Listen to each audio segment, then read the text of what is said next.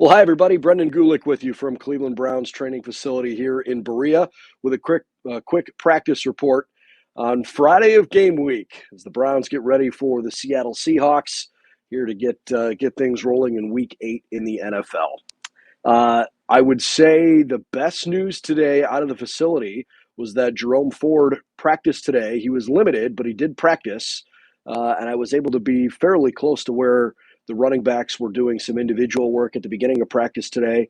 And while he was a limited participant in practice, I thought his mobility looked pretty good. And actually, Adam Schefter, after the fact, had tweeted out that the Browns were surprised by how well he ran and that his status is now questionable for Sunday. I guess we'll see how he recovers after practice today with a walkthrough tomorrow. The team will jump on a plane and head out to the Pacific Northwest tomorrow. But if the Browns could get a healthy or at least healthy enough Jerome Ford, that would be a substantial upgrade for them in the running back room because that room's certainly looking pretty thin at the moment.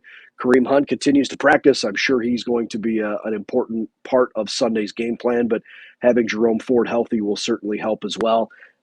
Specifically, even just watching him do individual like ladder work, some just agility work. I thought he was explosive. I thought he was quick. He didn't seem to be, hindering the ankle at all. In fact, it really wasn't overly taped up. So fingers crossed that's good news for the Browns if Jerome Ford is able to play on Sunday. Again, he's listed as questionable, but I get the impression the Browns are quietly hopeful that he'll be okay. Beyond that, the injury report today, Marquise Goodwin is questionable, as is Jedrick Wills at left tackle and Sione Takitaki. And then, of course, Deshaun Watson has been ruled out on Sunday. The press conference with Kevin Stefanski, I wouldn't say was terribly enlightening today. It was a lot of the same kinds of things that he said on Wednesday, but he acknowledged that it's been a great week of practice.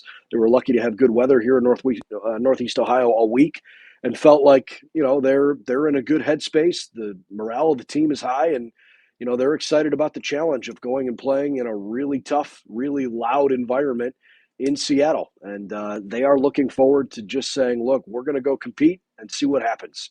I mentioned it yesterday, but I think it's worth saying again. There is no lack of belief in that locker room right now, even though there's been a lot of frustration externally with how things have gone with the Deshaun Watson situation and his inability to be healthy and execute well. The team seems to really like PJ Walker. They got a lot of confidence in him in that room. And PJ and Kevin both reference the fact that the more time they're spending with each other, the better rhythm and routine they're getting in and learning each other's their habits, their decisiveness, the way they want to go about executing a game plan. And so, hopefully PJ Walker's ready to go. He has been to Seattle. He said he's been in that environment but hasn't played in it. So he's got some level of idea what to expect.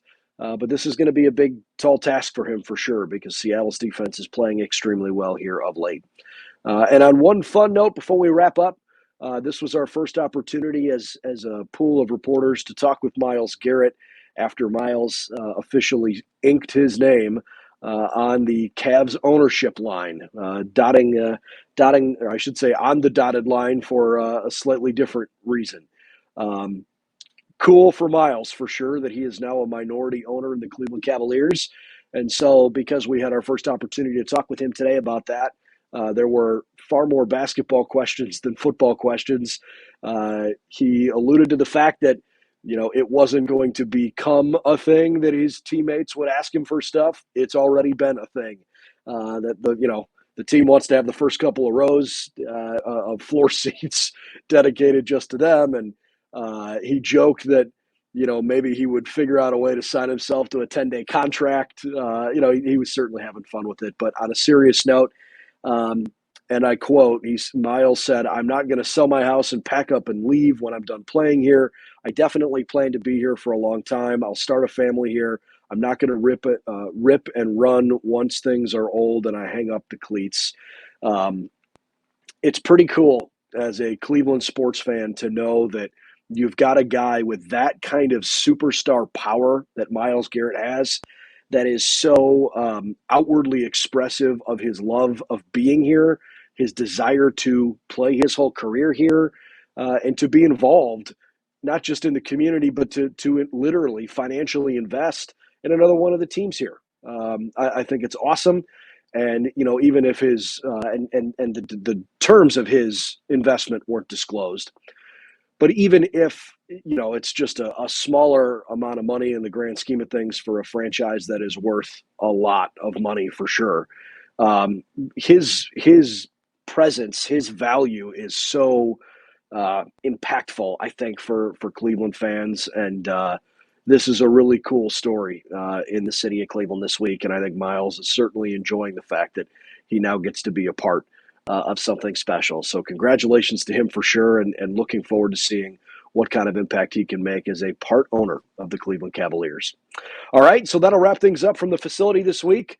It was another good week in Berea, and we'll see if the Browns can win for the first time in Seattle in basically 3+ decades. It's been a long time since the Browns have gone up to Seattle and won, but fingers crossed this will be a good weekend for Cleveland as they go up there and take on a Seahawks team that's playing very well. For all the latest news and info on the team, BrownsDigest.com and our YouTube channel right here on Browns Digest is your spot. I'm Brendan Gulick from Berea. We'll see you in Seattle on Sunday.